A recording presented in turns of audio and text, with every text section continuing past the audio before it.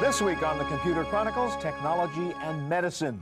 We'll show you how to use your PDA to monitor your health and make sure you're following doctor's orders. We'll take a look at Medscape, a new way for doctors to manage your health information so they can spend more time taking care of you.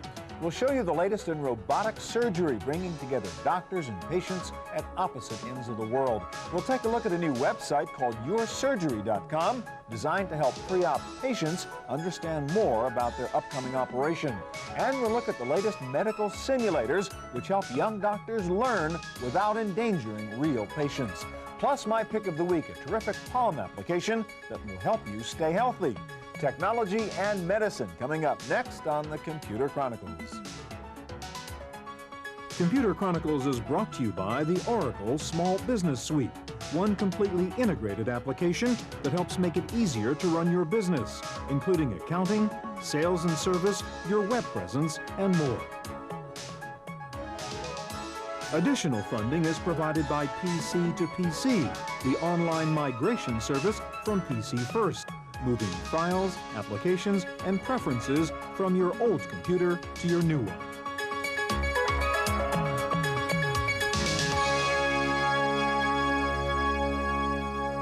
Hi, and welcome to the Computer Chronicles. I'm Stewart Cheifet. While the dot-coms and the telecoms are slumping right now, one part of the high-tech business is booming, and that is technology applied to healthcare and the practice of medicine. From the Human Genome Project to robotic surgery, the real new frontier for computer technology is the medical field. And today we're going to begin a special two-part series on technology and medicine, and we're going to begin with a look at an innovative way to use a PDA to manage health problems.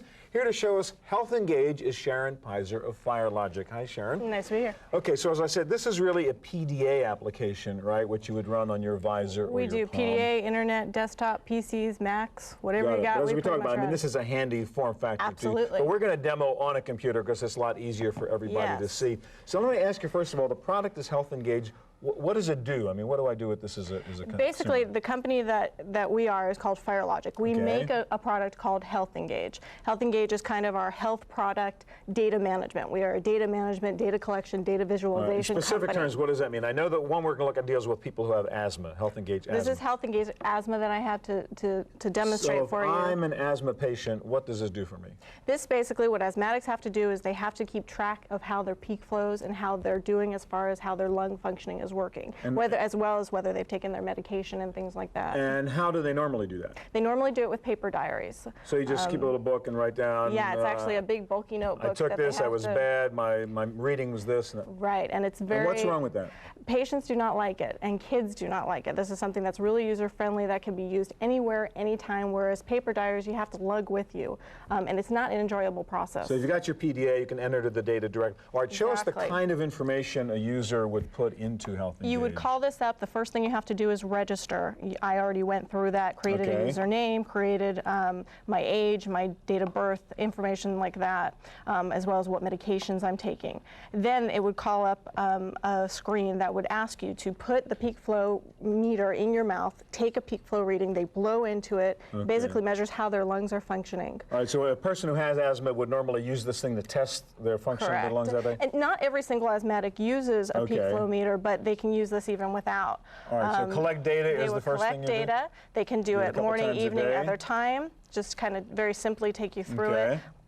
They would enter their peak flow reading. Let's just give an example, 550. And then these are normal things that asthmatics have to keep track of. So was I wheezing, was I coughing, was I exposed to a particular Triggers. trigger, et cetera, et cetera? Right, and you would basically go through, put all of those down, and then go through to the next screen, which is your medical history. I take my drugs? And again, normally I'm just tapping this into my PDA somehow, which I'm carrying with me. Exactly. It goes through to the medication. You put in what medications you've taken, as well as what dosage you take, if you've changed the dosage, if your doctor has added any medication to it whatsoever. All right, now what's the notes part? I see you have notes here. The notes part, you can add medication. For instance, did I forget to take my pill? Did I exercise today, which is a very big deal for asthmatics. What's the graph part? The graph part is what you would see if you were an asthmatic who had taken all their peak flow readings and then wanted to graph it to see how you were doing. You could bring it to your doctor. You can bring it to your doctor. You can use it for yourself as well. And you can graph it by date as well. You could graph it for one day. You could graph it for several days. And I've just put some data in here so we can make a nice pretty graph for you. And they would basically just choose the dates and view the graph. So is this something my doctor would say to me, hey, you ought to do this because this is a better way for me to treat you if I can get this information? Doctors really do like it when they can keep track of their peak flows because it really does help with their health. Now, can I transmit this over the web to my doctor or so we can share this information? Absolutely. Your doctor can get your username and password, log in that way, and see every piece of information that you've put in. And if I'm the patient and I want this, now what do? I can actually buy this Palm application online? You can buy the application online at our website at healthengage.com, and it also lists on our website other retailers where we sell the product. And what illnesses would you deal with next after asthma? After asthma, next year we should be launching diabetes, hypertension, chronic fatigue syndrome. Anything that can be charted and graphed, we do. Sharon, thank you so much. Thank you. All right, well, one of the real challenges for doctors these days is to more efficiently use their time. The trend, unfortunately, is less time spent with the patient, more time spent doing paperwork. So it seems obvious we should be able to use computer technology and the internet to better manage medical information, both for doctors and for patients. And here to show us one of the newest solutions in this area is Dr. Mark Levitt, Chairman of Medscape. Welcome, Dr. Levitt. Thanks for having me, Stewart. So we sort of talked about a little bit of this with Sharon. Yes. What is Medscape's approach to this problem? Well, we have two areas of our business. One is a portal where physicians go to get the latest medical information, but the area I want to talk about today is electronic medical records. Taking the paper chart, which is this sort of thick, messy stack, and turning it into digital data on a computer. So my experience as the patient, I walk into the doctor's office, somebody runs and gets some manila folder filed, and the guy's like, can't find the right same. I know more about it than he does generally.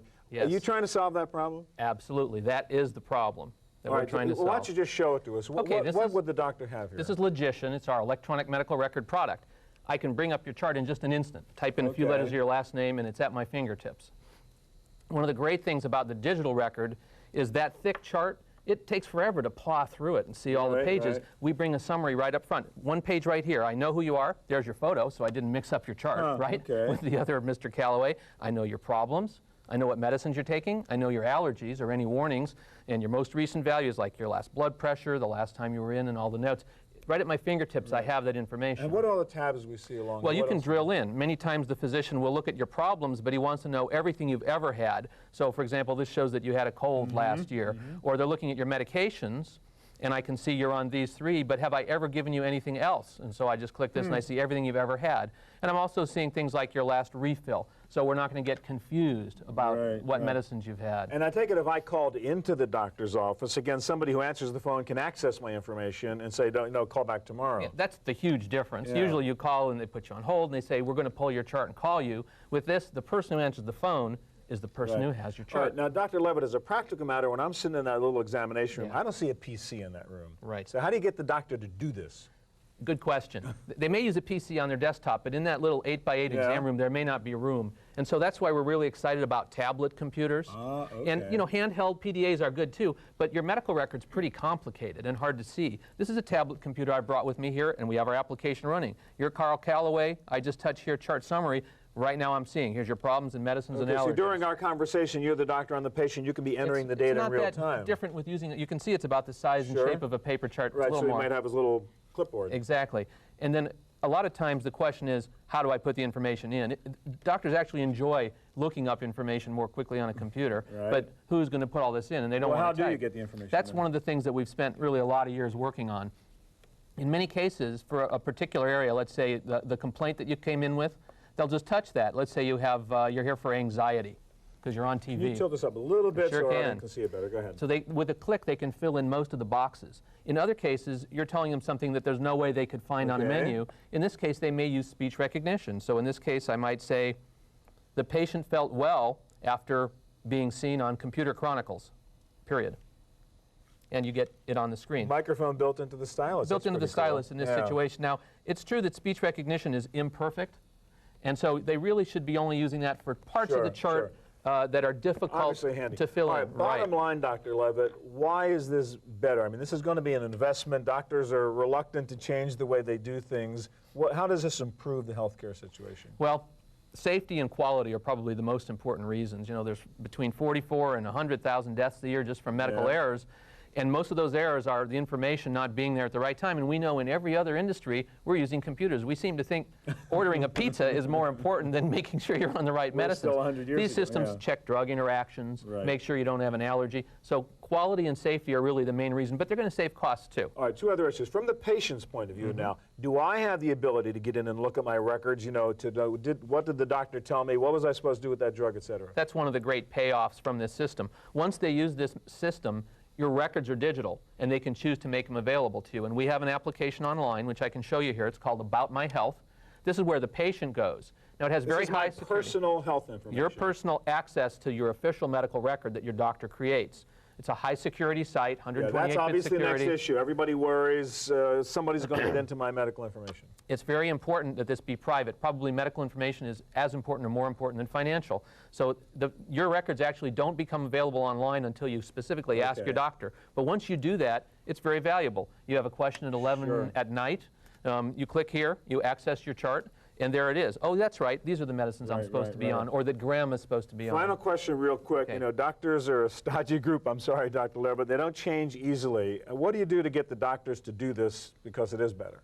Probably nothing I could do would actually cause that to happen, but what's happened is the internet. I got to do it as the patient. You go in there with your stack of printouts, and suddenly the doctor realizes, I'm behind the times, I'm going to need to use digital. And doctors are going to the internet now because they use it for other purposes, so that really changed everything. Doc, get with it. That's right. All right, thank you very much, Dr. Levitt. Well, one of the problems with the practice of medicine, surgery in particular, is that the best doctors for dealing with a particular problem may be far away geographically from the patient needing that expertise. One amazing solution to this kind of old-world physical problem is remote-controlled robotic surgery.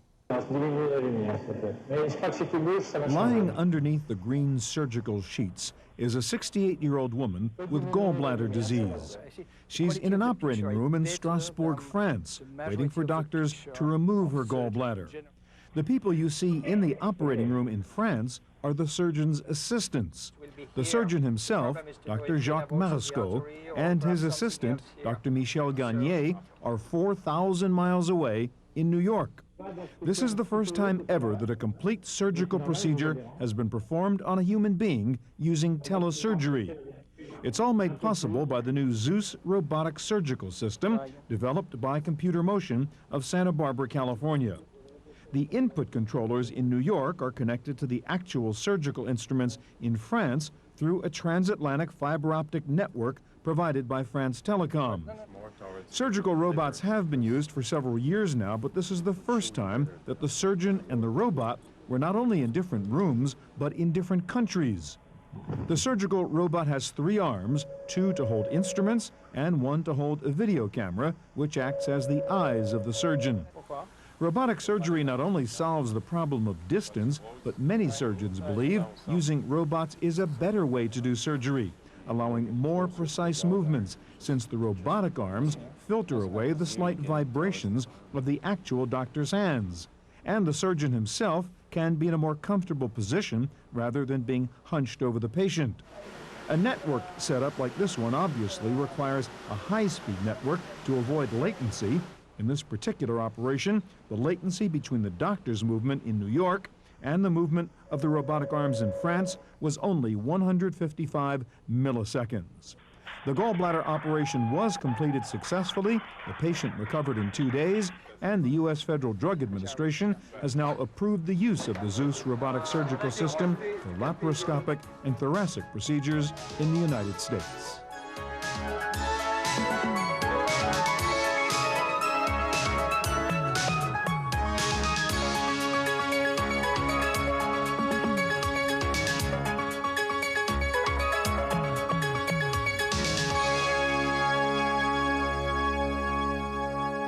There's another problem doctors have with surgery, getting the patient to fully understand what's involved. What are the likely outcomes and what are the risks?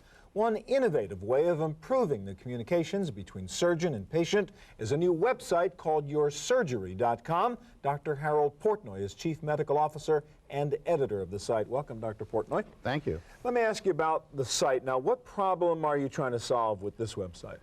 The mission of yoursurgery.com is to educate the patient so that there is a good doctor-patient relationship between the patient and the surgeon, so that the patient truly understands what's going to happen during that surgical procedure. All right, so let's set up a scenario. You're the doctor, I'm the patient, I've come to see you, I've got lower back problems, and you're recommending a particular surgery for me. How would this help me understand what you're talking about? You go to the website, you click on back, which is where the ruptured disc would be, okay, under lumbar discectomy. All right, so you're recommending I do a lumbar discectomy. Correct.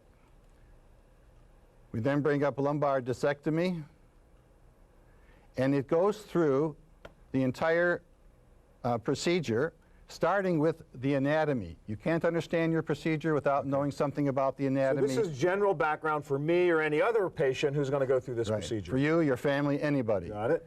It'll tell you what is the pathology, what is a ruptured disc, something about the history and examination, what the conservative management of that patient may be. So what are my non-surgical options here? So you have, in case you don't want to have surgery, some special testing like MRIs or myelograms. Then it goes, it looks at the procedure itself. It tells you how the procedure is done. So I can actually see what it is you're going to do to me. You can either read or have illustrations. In this case, we have an animation. All right, so let's take a look at that. A small incision is made in the skin over the area of the ruptured disc. The main part of the surgery is then carried out using an operating microscope or special magnifying lenses. Using an air drill or special bone instruments, a little bit of the lamina is removed to gain access to the disc. Using special instruments, some of the ligament under the bone is removed and the nerve root is carefully moved out of the way. All right, so Dr. Portnoy, let me ask you about this. What is the experience then? Is the patient better off seeing all this stuff? Definitely. Patients love to see the material. They want to know what's going to happen to them. And it's important for the doctor to make sure that the patient does understand what's going to happen to them. And does it help you as a doctor deal with a patient who has this knowledge now? Much easier to deal with a patient who is knowledgeable than one who is not knowledgeable. So you're not afraid that the patient knows a lot about what's going on? I hope he does. Yeah. Now, there's an aspect of this, the informed consent part. If you're going to go into surgery, you're going to ask me to sign something. Now, how does this help make that informed consent a more valuable tool for you and me?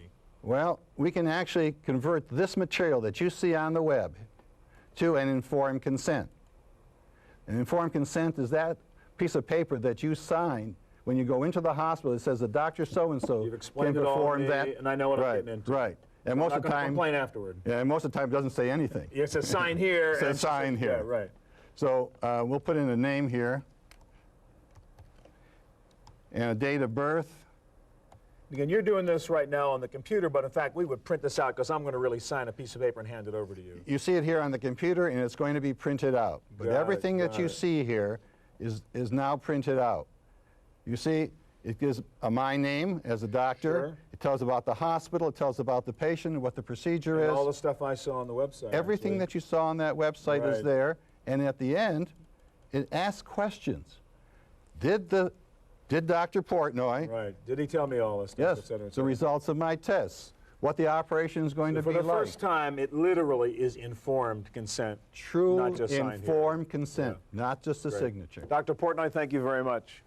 Well, one of the more fascinating challenges for doctors in training is to practice their skills without endangering human lives, kind of like an airline pilot who needs to know how to handle an emergency without having to actually crash an airplane. One solution to this problem is medical simulators that allow doctors to practice on virtual patients. Here to explain this all for us is Mike Levin of Immersion Medical. How you doing, Mike? Very good, thank you. Let's explain what we've got here. I guess this is our virtual patient? Yes, it is. So what's all this stuff here? So we've got the faceplate representing the patient's head. We've got the virtual body, which includes some actuators and sensors to track the scope. So when we do stuff to this patient, it's going to feel it, and we're going to get feedback and so on. Exactly. And then there's a computer simulation behind it that takes our motions and manipulations, converts them to the image, and the realistic physical So effects. we're running off a PC. Exactly. And here's your keyboard, et cetera, et cetera. All right, Yeah. now what's the scenario? What procedure are we going to practice here? We're going to be performing a bronchoscopy. I would be looking for a suspicious mass in the chest that could be a tumor. We'll need to take a biopsy of that and send it off for analysis. Okay, so let's say you're a med student right now learning how to do a bronchoscopy. Would that be a fair situation? Exactly. And what do we have up on the computer right now? So you start the procedure by describing the case history of the patient. In this case, it's a 61-year-old female who has a long history of smoking and is complaining of shortness of breath. It goes on, tells a little bit All right, more so that's about the her whole case. story of the patient's background, and now we want to practice how do we actually perform this procedure. Right, so before you do that, you'd actually look at some of the images, perhaps an Okay. X-ray, a CT image. You can see here there's a suspected mass in the right bronchi. Okay, got so it. that's our goal, is to go down there and take a And look at actually that. see it for real in the patient. Exactly. Okay. So then the simulator goes on and tells you how the patient's been prepared for the procedure. So there's been, informed consent has been obtained. Got it. There's some preliminary preparation as well as some anesthetization so the patient Okay. won't feel as much. Then we'll move into the actual simulation procedure. Okay, and you're actually going to perform the procedure on this computer dummy here. Exactly. So I'll take the simulated bronchoscope and insert it into the patient. You'll see on the screen. Normally you're going to shove that down the patient's nostril the way you're doing here. Exactly. And this is real time. This is just not some This sort of is canned demo. happening right now. So you the can see if I- sensors in here are sensing you're shoving that probe down there and seeing what's really going on. Exactly. I can pitch it up and down, just like you can with a regular bronchoscope. You can rotate it. You can insert it. You can see when you push against a wall, you And get if a some. doctor were doing this for real with a real patient, you'd have the same view essentially, right? Exactly. Okay. So you can see as we're moving down the back of the throat. There's the, Is that the a noise vocal the cords. patient's making? That's actually spraying the lens okay. of the scope to clean it off. Okay. So here's the vocal cords. Normally, if we were just to go through, the patient would cough. Right. So you can hear that. Right. That's inconveniencing the patient. Sure. So what we'll do is we'll apply a little bit of lidocaine. So you can actually administer sort of virtual drugs here to this virtual Exactly, patient. just as if it were a real procedure. So Okay, we'll so to stop the coughing. apply a little bit of lidocaine, wait for the vocal cords to relax a little bit, Okay. then we'll go through, apply a little more into the trachea And to you're just relax shoving it. that thing deeper and deeper down to take a look Right. at So now you'll see the main bronchi branching. that. Okay, so you in can go the left or lungs. right. So we're going to go to the right because that's what the image on the CT showed. Right, and you see there's a lump down there. And you Right. can see, right. So we'll apply just a little more lidocaine here. Stop the coughing. Get right down to the mass. You can see it's blocking that bronchi. Okay, so you see it. What do you do about it now? So now we're going to take a sample of it so we can determine if it's cancerous or not. Uh-huh. So what we'll do is we'll take the forceps. Okay, so you would actually do this too, huh? Exactly. The You can patient. simulate actually taking the sample. Yes, so the physician can now take some forceps, insert them down the working channel of the bronchoscope, Uh-huh.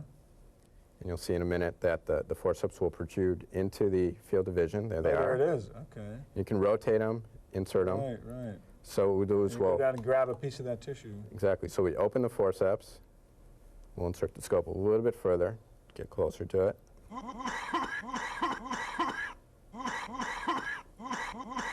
And then we'll insert the forceps, grasp a sample, pull it out. You see the screen Turn red. turns That means red. the patient's bleeding, I take it, at this Exactly. point? Yes, you- We'll withdraw the Sure.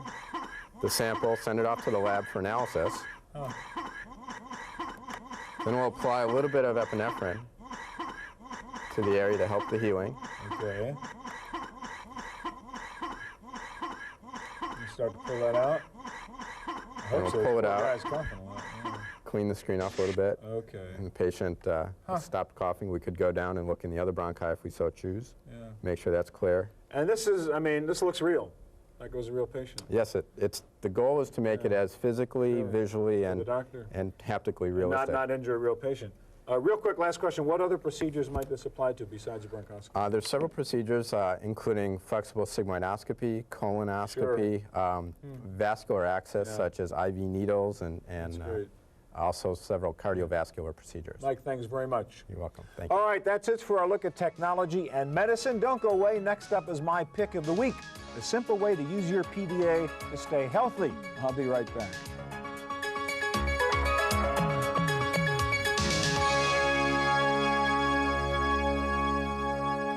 Now for my pick of the week.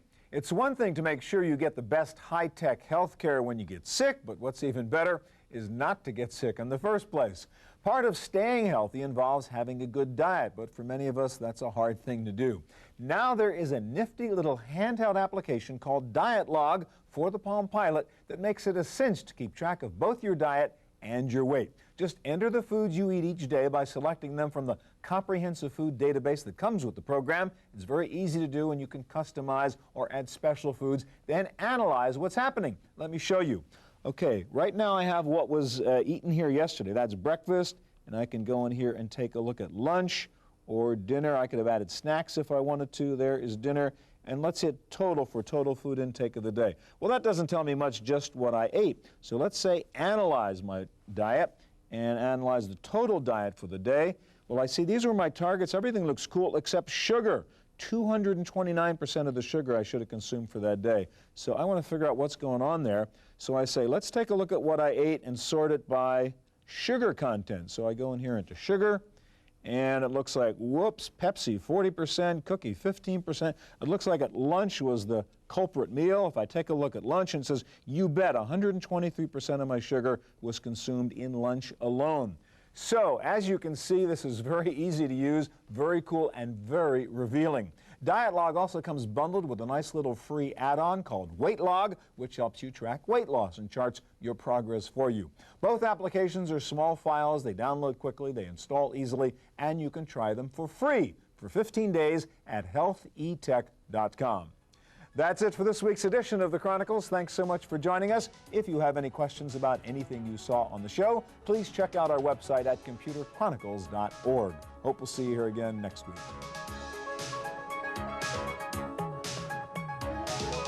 Computer Chronicles is brought to you by the Oracle Small Business Suite, one completely integrated application that helps make it easier to run your business, including accounting, sales and service, your web presence, and more. Additional funding is provided by PC to PC, the online migration service from PC First, moving files, applications, and preferences from your old computer to your new one.